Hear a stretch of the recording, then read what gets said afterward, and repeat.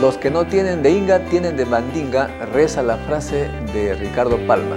Y aunque lucimos diferentes, los seres humanos tenemos el mismo tipo de información en cada una de nuestras células.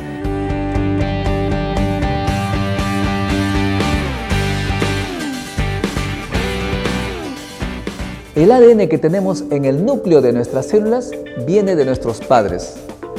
Esta información se transmite de padres a hijos. Lo mismo ocurre en plantas y en animales. Los científicos están estudiando cómo ocurre este proceso y en este estudio nos están descubriendo un mundo totalmente desconocido. Nuestros científicos trabajan con moscas mutantes para que nosotros podamos disfrutar de un buen jugo de frutas. Soy Modesto Montoya y sobre la vida que modificamos en el laboratorio hablaremos hoy en Umbrales.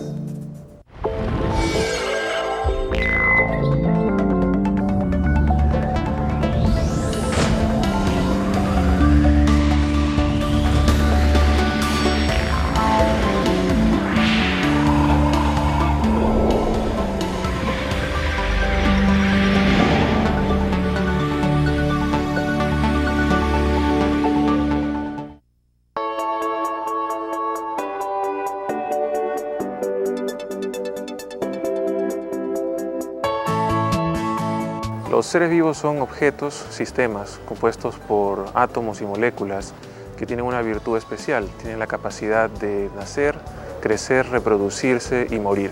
Cada célula es la mínima entidad que tiene las propiedades de vida.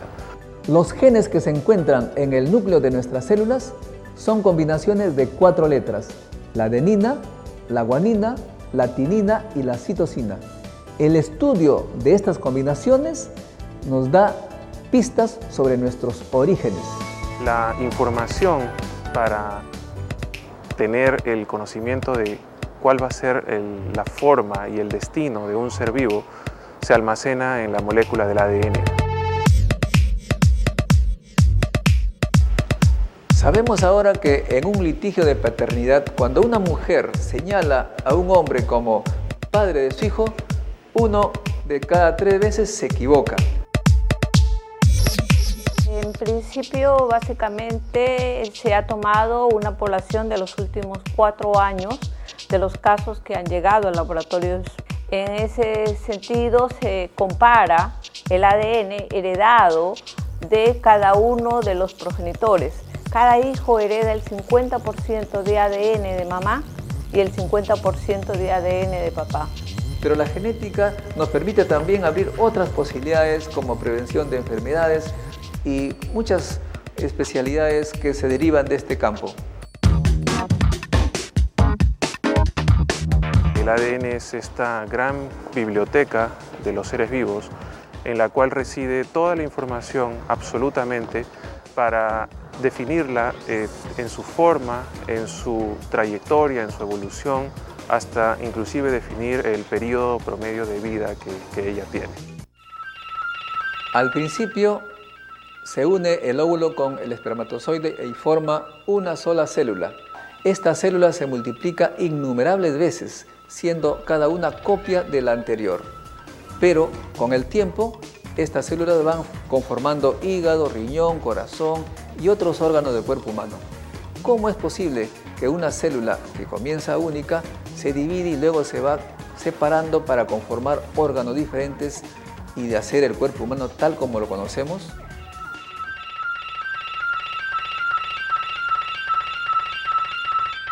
Para tener un entendimiento más cercano de lo que es un gen, podríamos imaginarnos un restaurante y su cocina. Y dentro de su cocina, el libro de recetas.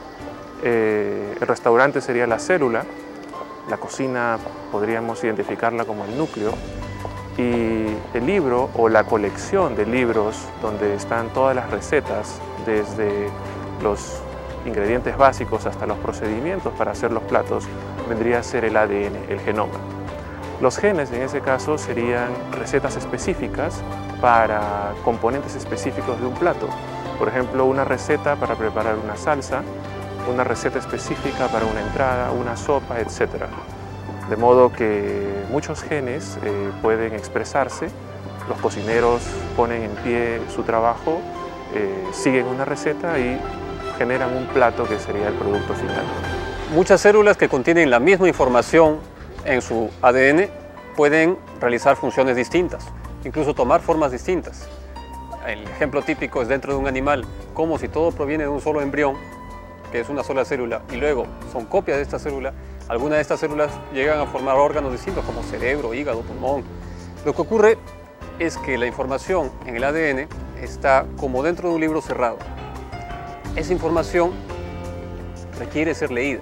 El ADN necesita como un libro, ser abierto, encontrar el mensaje adecuado, leerlo, copiarlo y llevarlo al lugar donde debe ser ejecutada esa orden, esa información. En todos estos procesos, que llamamos expresión de los genes, hay oportunidades de regulación. Es esta regulación lo que permite que diferentes células que contienen la misma información terminen llevando a cabo diferentes funciones. En este laboratorio, científicos peruanos estudian los genes y las fuerzas que dominan el ADN. Y esto lo hacen en colaboración con científicos del mundo desarrollado, poniendo al Perú entonces en el nivel primero A1 de la investigación mundial. Así, por ejemplo, hemos estudiado cómo es nuestra variedad genética y cómo nos hemos mezclado genéticamente entre peruanos. Y lo que nosotros encontramos en el estudio estudiando una población de Lima y otra de Cerro de Pasco es que esa variabilidad no era tal. En realidad teníamos un abanico mucho menos mayor de lo esperado, es decir, hay variabilidad genética en el sentido que tenemos muchas etnias en el Perú, pero el estudio nos dio como conclusión que no nos mezclamos tanto como creemos que nos mezclamos, o por lo menos que a lo mejor lo hicimos en un inicio y ahora eso se ha perdido y seguimos mezclándonos entre las etnias, pero no tenemos una mezcla hacia afuera.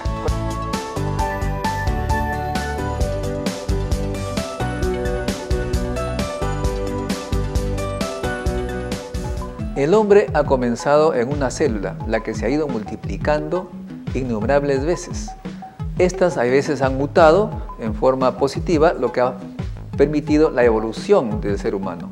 Sin embargo, también hay mutaciones negativas que producen enfermedades o malformaciones. Estudios han identificado algunos alelos que son variantes o mutaciones de un gen que las personas que lo tienen ven incrementado su riesgo a adquirir la enfermedad, mientras que otros, por el contrario, al tener otras variantes de este gen, tienen una reducción del riesgo a enfermarse de tuberculosis. Uno de los primeros animales a los que se le ha secuenciado el genoma es la mosca. El estudio del genoma nos permite mejorar plantas y animales. Tras la pausa veremos los estudios sobre cuy, camarones y microorganismos.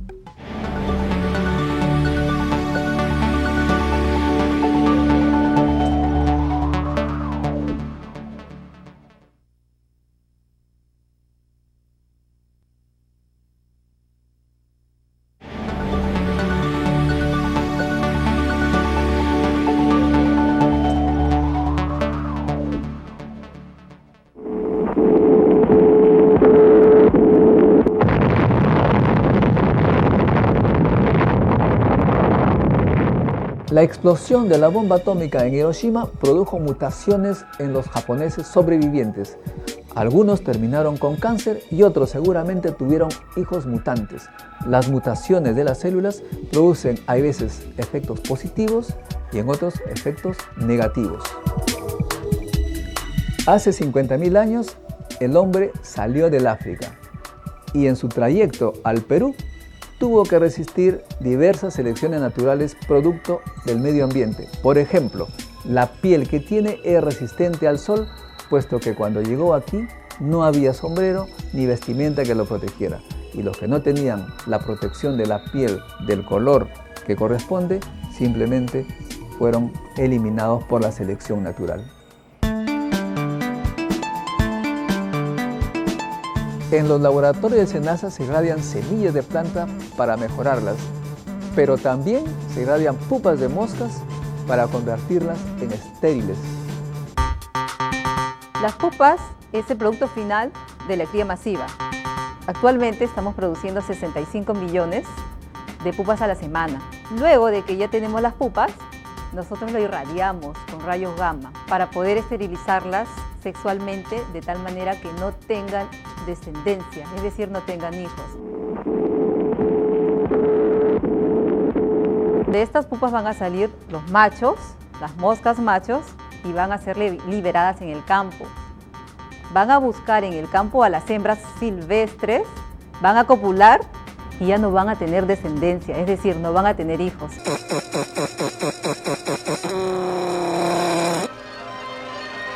De esa manera se disminuye la población hasta su erradicación en los lugares donde se están liberando. Cuando un agricultor cosechaba sus mangos, tenía sus 10 jabas de mangos, más de la mitad estaban podridas.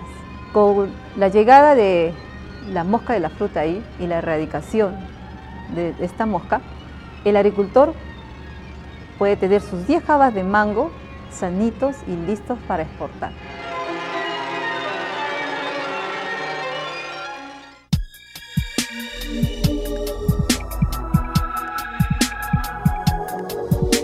La radiación rompe el ADN y al recomponerse produce, por ejemplo, nueva información en la cebada, la kiwicha o el arroz, generando también nuevas propiedades de estos granos. El hombre escoge las propiedades que más le convienen.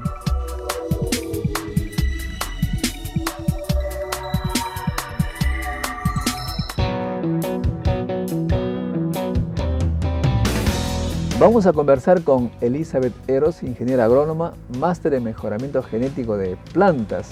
¿Cuál es el objetivo de irradiar y cambiar los genes, en realidad de destruir genes para que se reparen estos y de dar nuevas cosas? Es irradiar semilla con la finalidad de mejorar determinadas características agronómicas que no favorecen el rendimiento. O sea, genera mutaciones de las plantas y dan mutaciones diversas y usted escoge las que tienen propiedades que más se adaptan a sus necesidades. Tenemos en este lugar un irradiador gamma. En el centro está la fuente de cobalto 60 que irradia rayos gamma en toda dirección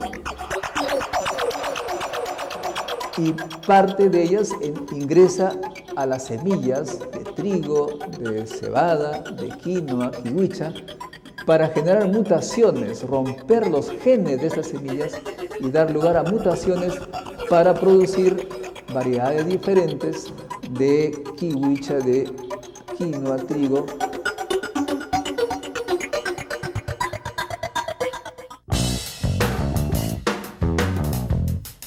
Los rayos gamma son altamente penetrantes. Cuando penetran a las semillas, interactúan con el ADN de las semillas, causándole mutaciones. Dependiendo de la dosis que se le aplica, nosotros podemos lograr mutaciones puntuales, mutaciones que pueden hacer que las semillas germinen, ¿sí?, y que le cambien algunas características, y también podemos hacer que las semillas ya nunca germinen.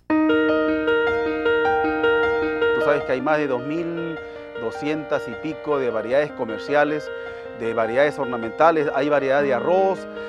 La toronja roja fue producida por irradiación. Usted ha trabajado en kiwicha también. En este caso trabajamos con una variedad Oscar Blanco, que era una variedad bastante alta, que tenía problemas de tumbada. Todos estos son mutantes que han recibido diferentes tratamientos. Al momento que nosotros sembramos, tenemos que realizar lo que es la dosis letal media, determinar cuál ha sido el tratamiento en el cual el 50% ya no nace, ¿no? En el Perú ya estamos consumiendo productos que han sido mutados por radiación. Claro, el programa de cereales viene trabajando con mutaciones desde hace muchos años. Aquí en el programa de cereales y granos nativos tenemos variedades que han sido obtenidos por mutaciones, como el caso de en cebada, en trigo, Es más, aquí es una técnica de mejoramiento genético usar la inducción de mutación.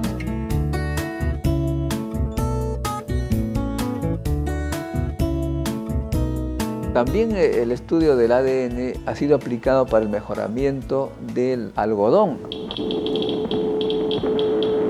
Ya han pasado 7 generaciones y se tienen 9 algodones irradiados con rayos gamma, dentro de los cuales han aumentado la productividad, el tiempo del periodo vegetativo.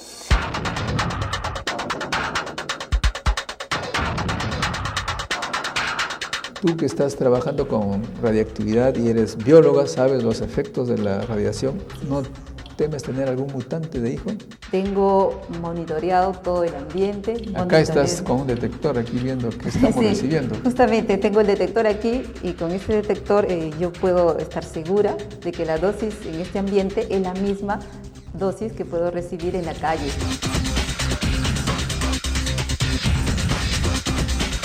Además de los genes, productos de la mutación por irradiación, en la naturaleza los genes tienen programas que realizan actividades útiles para la humanidad. Bueno, un organismo transgénico es un organismo al cual se le ha modificado un gen o al cual se le ha agregado un gen de otro organismo, de un organismo del mismo reino o de otro reino animal o microbiano, etcétera, etcétera. Tú cuando combinas un gen con otros, de repente le añades una propiedad nueva, pero por esta combinación puede surgir propiedades no esperadas. Siempre se puede especular eso, ¿no? Pero la realidad es que el proceso regulatorio que tiene que pasar una nueva variedad transgénica es tan completo, ¿no? Tan cuidadoso, o sea, se hablan de cientos, si no miles de pruebas, que realmente todos esos efectos quedan descartados, y si por A o B se pudiese dar algún tipo de efecto negativo, el cultivo sencillamente no sería aprobado y ni siquiera saldría del laboratorio.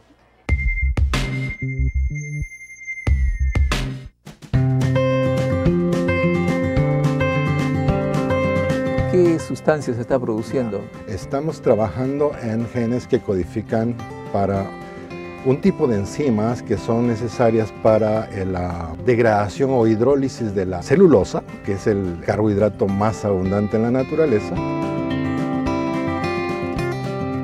Por otro lado, estamos buscando y aislando genes del medio ambiente, de suelos de la selva y de fuentes termales peruanas. Tú sabes, Modesto, que solamente conocemos el 1% de las bacterias, entonces hay el 99% es desconocido. Esa área se llama bioprospección molecular, o sea, buscamos, como dicen algunos, pescamos genes, los genes que nos... y luego los insertamos en microorganismos ya conocidos para que nos produzcan. Y el objetivo final es hacer lo que llamamos factorías celulares. Son microorganismos diseñados molecularmente por ingeniería genética para que a partir de celulosa nos produzcan etanol, es un objetivo directamente, y el otro es a partir de celulosa nos produzcan biodiesel directamente, ¿no? El estudio de los transgénicos nos va a permitir que plantas amenazadas por el cambio climático sean salvadas de la extinción. Nuestras papas nativas son susceptibles a la rancha. Y por eso es que se cultivan a 3.500 sobre el nivel del mar. Ahora la temperatura ha aumentado y se están presentando brotes de rancha. Entonces, en realidad, nuestra biodiversidad está en peligro. Una manera de proteger estas papas es modificándolas. Y todo tiene y puede ser con los mismos genes de las mismas plantas, ¿eh? No tienen que ser de otros.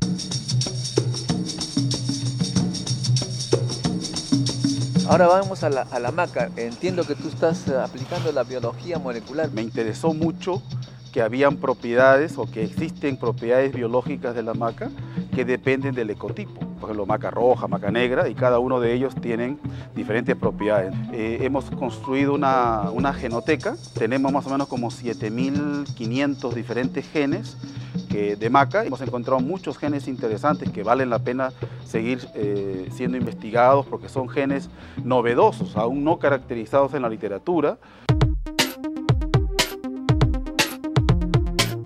O O sea, se puede diseñar biosensores. Biosensores, exactamente. Es otra área muy importante. Utilizando, en suma, las propiedades que ya están en la naturaleza, tú tomas las propiedades que te interesan, lo pones en tu laboratorio, diseñas la manera de producir más en cantidad, le entregas a la industria, esta te da mucha plata y ellos se hacen más ricos.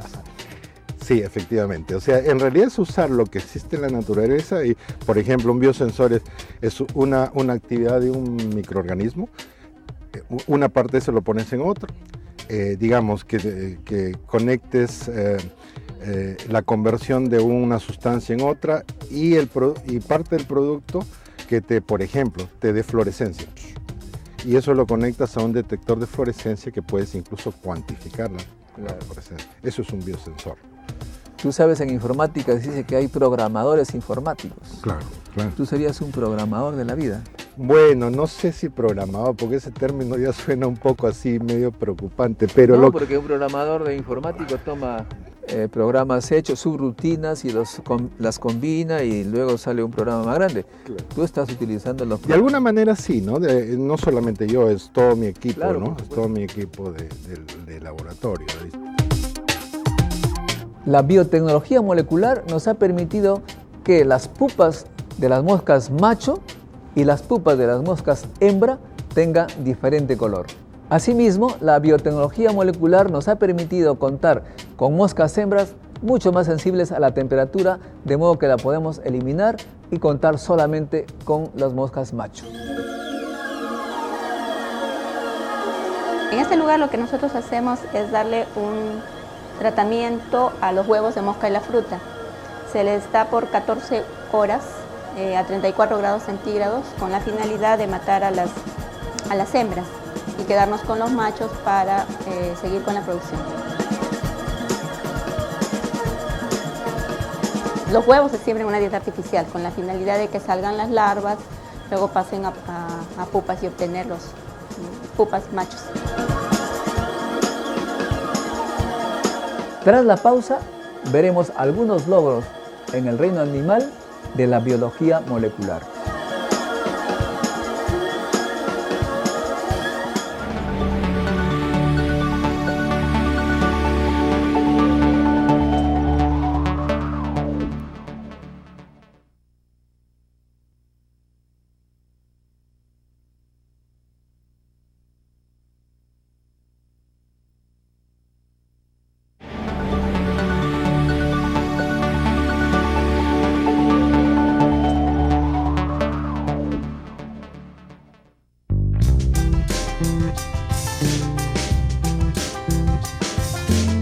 Los antiguos peruanos hicieron selección genética para obtener fibra de alpaca de muy alta calidad. Hoy, nuestros científicos quieren hacer lo mismo, pero en mucho menos tiempo, usando la biología molecular.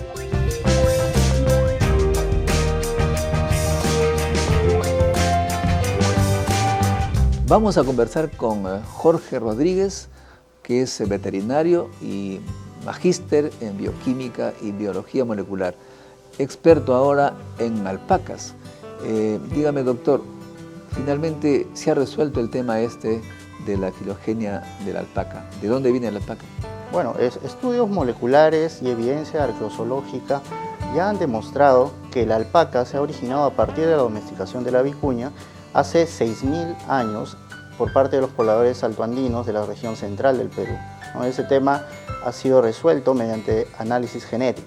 De los genes de la alpaca uno deduce que también vienen de la vicuña. Claro, lo que se ha observado es de que gran parte de los genes que constituyen actualmente la vicuña se encuentran en la alpaca, pero existe un gran problema de hibridización dentro de lo que viene a ser la constitución genética de la alpaca con principalmente llama.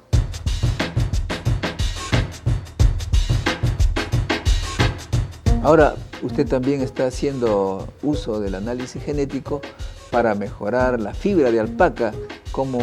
¿En qué consiste este estudio? A través de un trabajo concienzudo hace ya más de 6 años, la Unidad de Biotecnología Molecular viene desarrollando lo que son bibliotecas de genes, ¿no? Pero específicamente de piel de alpaca. Sabemos que la piel de alpaca es el órgano del cual se genera el mayor producto económico de la alpaca, que es la fibra. la fibra de la alpaca. Esta fibra va a estar constituida por la generación de ciertas constituyentes que provienen de los genes.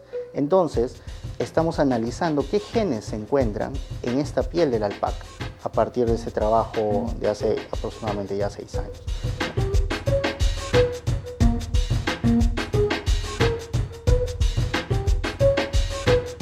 Se sabe que las técnicas de biología molecular han sido estudiadas y aplicadas en el extranjero para obtener alpacas con buena fibra y que nos están ganando en el mercado de fibra de alpaca.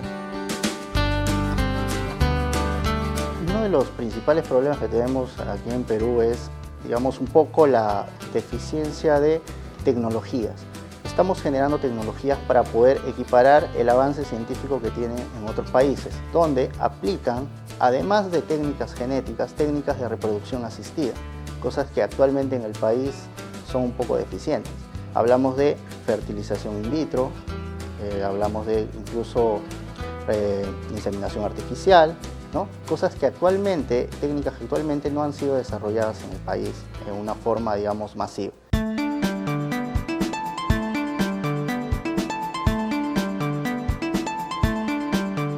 Me acuerdo que hubo un debate hace mucho tiempo entre Francia y Perú por el origen de las conchas negras, que los franceses no nos querían prohibir que utilicemos el nombre de Coquille Saint-Jacques para las conchas negras de Perú, y genéticamente parece que se mostró que era lo mismo, de modo que a lo mismo se le llama lo mismo. Así es, o sea, la genética nos permite tener una evidencia clara y irrefutable del origen de las especies, ¿no? Y de las poblaciones. Por lo tanto, es una de las disciplinas que ayuda mucho en el tema de la designación de las denominaciones de origen, ¿no?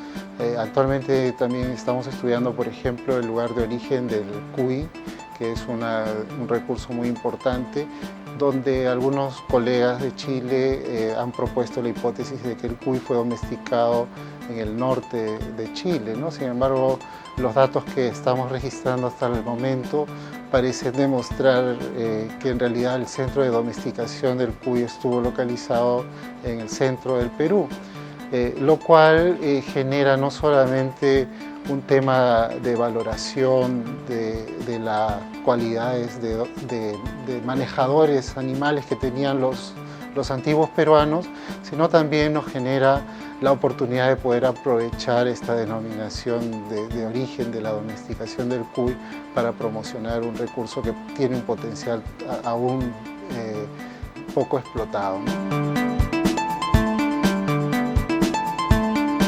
La investigación recorre los ríos. Así, por ejemplo, estamos estudiando a los camarones de la costa y a los paiches de la selva.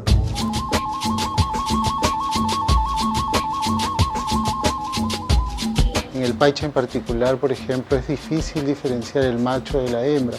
Por lo tanto, uno puede utilizar varios marcadores moleculares para tratar de identificar alguno que nos pueda ayudar a diferenciar entre el macho y la hembra desde los primeros días de eclosión, algo que actualmente no es posible hacer. ¿Y eso cómo aumenta la producción del pequeño empresario? Es muy importante porque el paiche es un animal muy grande y por lo tanto las densidades que los criadores manejan son relativamente pequeñas.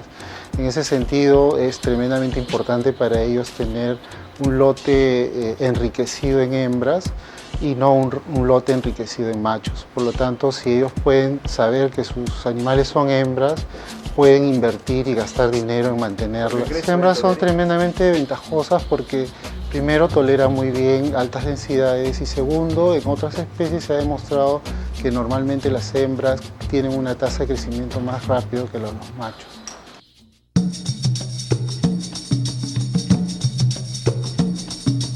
Ahora, también has estudiado los camarones de la costa.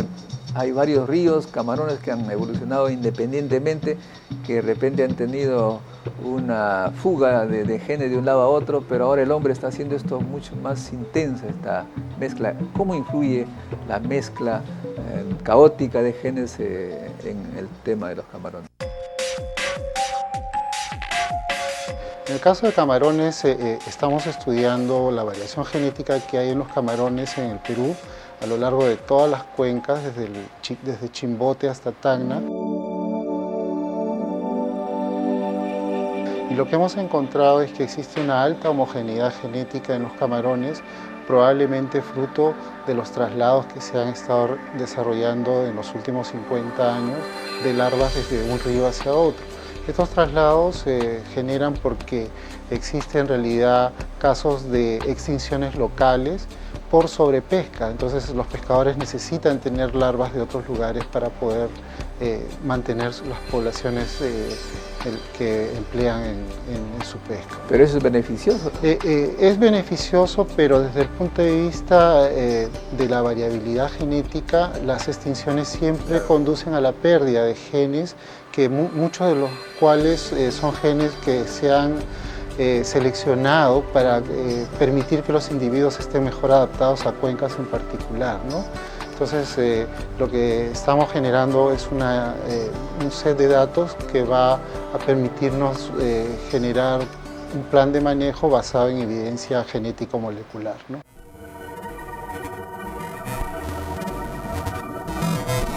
Muchas enfermedades tienen origen en las bacterias. Tras la pausa, volveremos con su ADN.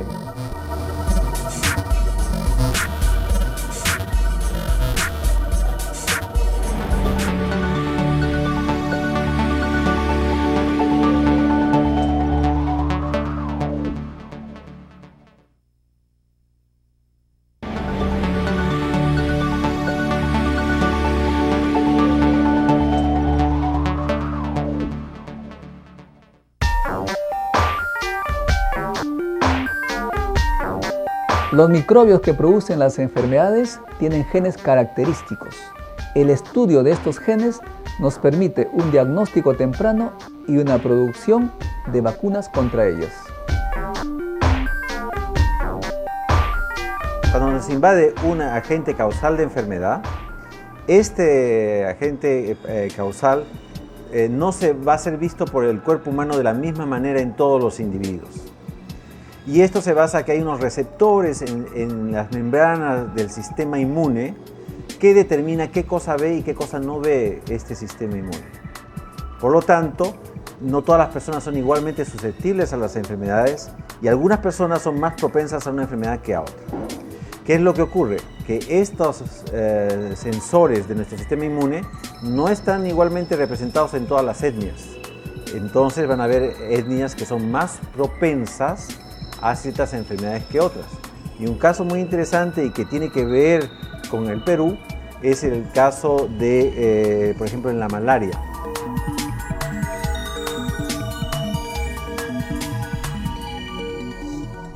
Las personas de origen étnico africano difícilmente se adaptan a las alturas elevadas. Y esto tiene que ver con un grupo, dentro del África había un grupo que vino en la época de la esclavitud y tenía una hemoglobina. Y esta hemoglobina cuando está en la altura se transforma, no lo hace igual que en la costa, y entonces el individuo empieza a manifestar una enfermedad que se llama anemia falciforme, que termina con una muerte de los glóbulos rojos y una anemia muy fuerte, y ese individuo puede, y muchas veces moría en las minas. Es por eso que las poblaciones africanas no se acostumbraron a las alturas. ¿Y qué tiene que ver esto con las enfermedades? Bueno, esta etnia encontró entre las mutaciones asociadas a esta hemoglobina un receptor que es el receptor DUFI, que tiene que ver con la enfermedad de la malaria. Durante este proceso de adaptación de esa etnia que se hizo resistente a la malaria ya en el África, y por lo tanto era una ventaja, pero desafortunadamente eso estaba asociado con esta hemoglobina anómala.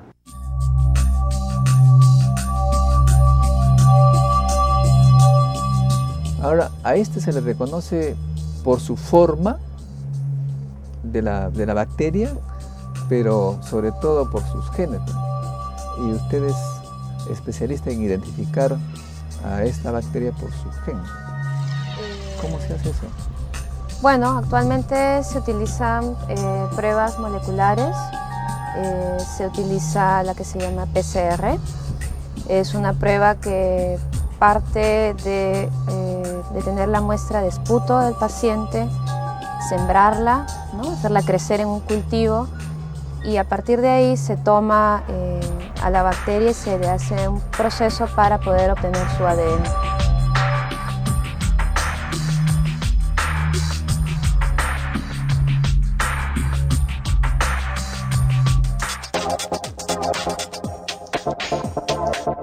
Usted sabe que tuberculosis seguimos usando en todo el mundo un método de más de 100 años, cuando Koch descubre el examen de esputo, y actualmente en todos los programas del mundo se usa examen de esputo.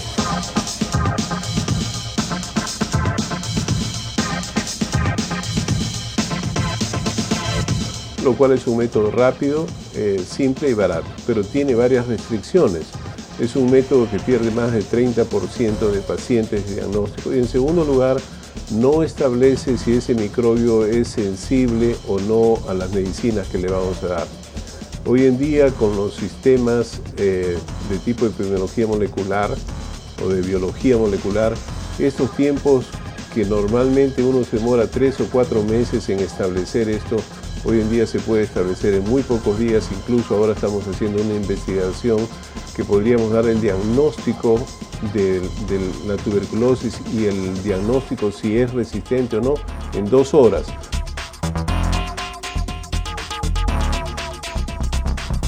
Se mide un gen que media resistencia de este microbio. Entonces, si uno detecta eso, inmediatamente puede hacer el diagnóstico. ¿Qué implicancias tiene eso? Uno, si yo le doy a un paciente un buen tratamiento, en menos de una semana la persona no es contagiante y por lo tanto prevengo de que una persona en el micro o en el centro de salud o en la emergencia o en el trabajo contagie a otra persona al darle un diagnóstico apropiado y un tratamiento apropiado. La segunda ayuda que se nos está dando es que antiguamente, cuando uno tenía tuberculosis y 3 o 5 años después volvía a tener tuberculosis, la gente decía está mal curado o sencillamente reapareció el microbio. Hoy en día sabemos más de la mitad de veces esa segunda tuberculosis es por un bicho diferente al que estuvo antes. Y eso tiene implicancias también para establecer el tratamiento. En la reciente epidemia, por ejemplo, de gripe ha sido muy valioso la ayuda internacional. Usted recuerda cuando recién comenzó había que probar en el Perú que teníamos gripe H1N1. O sea, era un microbio que no existió nunca antes y se tuvo que desarrollar un sistema de diagnóstico muy rápido de un bicho que no había existido. Y ese sistema se tuvo que pasar prácticamente por correo electrónico a todos los centros del mundo. Todos copiaron esa facilidad y el Perú pudo establecer diagnósticos de los primeros 3.000 casos a través de este sistema de medir con métodos moleculares el diagnóstico de una nueva enfermedad recién aparecida en el mundo. Estamos hablando con el doctor José Luis Aguilar. El tema que nos interesa es la uña de gato. Se ha demostrado que la uña de gato tiene una actividad antiinflamatoria. Sin embargo, el problema era que no se conoce bien cómo es que funciona, su mecanismo de funcionamiento. Y a través de técnicas moleculares se ha podido demostrar en nuestro laboratorio, así como también se ha demostrado en otros laboratorios fuera del país, de que la uña de gato interfiere con algunos eventos moleculares. Interfiere, por ejemplo, con la producción de una citoquina muy importante que se llama TNF-alfa, o sea, el factor de necrosis tumoral de tipo alfa. Es una citoquina, es una molécula de comunicación entre células del cuerpo y la uña de gato inhibe la producción de esta sustancia y por lo tanto genera una disminución de los eventos inflamatorios.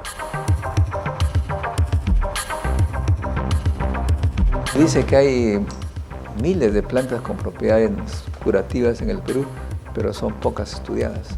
Muchos miles de plantas que tenemos nosotros somos uno de los países más ricos en recursos naturales y varias de estas plantas tienen propiedades medicinales importantísimas que hay que estudiarlas con la tecnología moderna para darle al mundo globalizado una demostración científicamente válida, que es lo que actualmente se exige, y si es que se lo mira desde un punto de vista comercial inclusive, somos una fuente muy rica de recursos para poder hacerlo. Lo único que hay que invertir un poquito solamente en poder hacer investigación científica en productos naturales.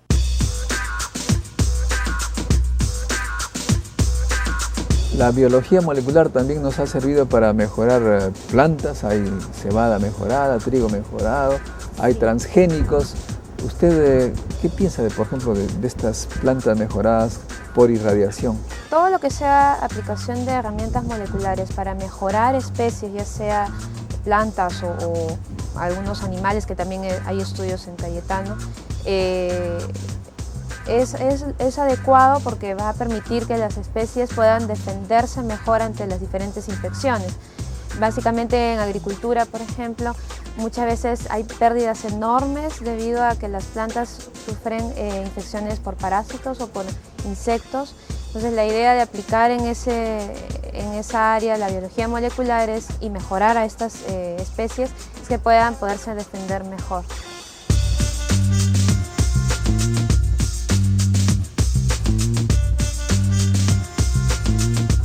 También se mejoran, hay transgénicos animales. He visto he leído que hay una cabra con genes de araña. Bueno, ¿dónde estamos llegando? Bueno, ahí hay que tener un poco de cuidado, ¿no? Yo creo que a veces hay gente, como no siendo científico, siempre quiere ver qué es lo que sucede, si mezcla curiosidad, ¿no? A con B, sí, Peligrosa. curiosidad. Puede llegar a serlo, pero muchas veces uno lo que trata es de insertar o colocar genes que sean beneficiosos de una especie a otra, ¿no? Siempre y cuando uno mantenga esas reglas, creo que no debería haber problemas ni causar efectos como los que se mencionan, ¿no? Que cuando uno va a ingerir estos alimentos va a tener efectos secundarios en los humanos.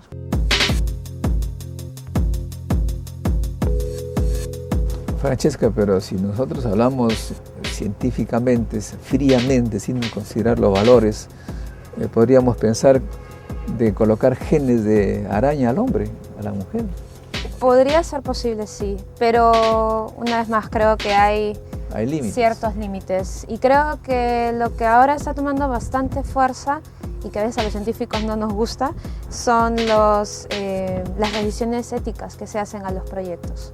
Cada vez que hay proyectos de investigación que involucran trabajar con animales o trabajar con humanos, pues son revisados minuciosamente por un comité de ética y ellos son los que tienen que dar su visto bueno para poder proceder. Sin eso, los trabajos y las investigaciones no pueden proseguir.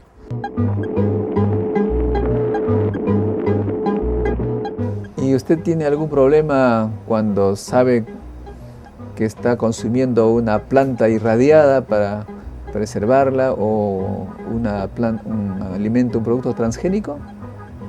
Yo en lo personal no lo tengo. Creo que hay que hacer estudios y la respuesta es sí. Porque, claro, uno puede decir es mejor la naturaleza, pero hay condiciones en la vida. Por ejemplo, los incas usaban muña para preservar las papas porque no tenían refrigeradoras y entonces alguien podría decir intoxicaron a la población, pero le hicieron bien porque tenían un conocimiento histórico del valor de la muña para preservar las papas de manera adecuada por semanas y meses. Los científicos no se detienen en su investigación y el Perú cuenta con una mega biodiversidad aún por estudiar.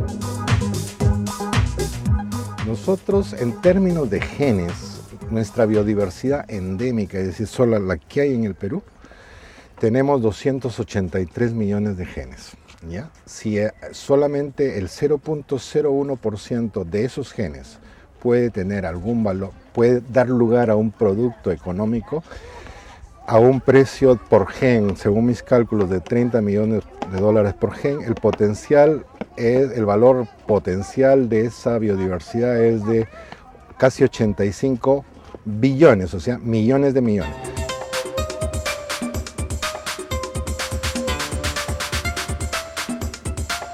Cuando eso tú lo pones generas un producto, te produce hasta 1000 veces más. Entonces, anualmente el Perú con ese potencial podría estar teniendo anualmente casi 8.500 billones de dólares. La biodiversidad más valiosa es la de los genes. Y eso, la forma de usarlo es a través de biotecnología moderna. No hay otra forma. Hemos visitado diversos laboratorios científicos del Perú. El ADN no solamente sirve para conocer nuestros orígenes, también nos ayuda a mejorar la alimentación, prevenir enfermedades y gestionar también los recursos naturales. Acompáñenos en un próximo recorrido científico de Umbrales.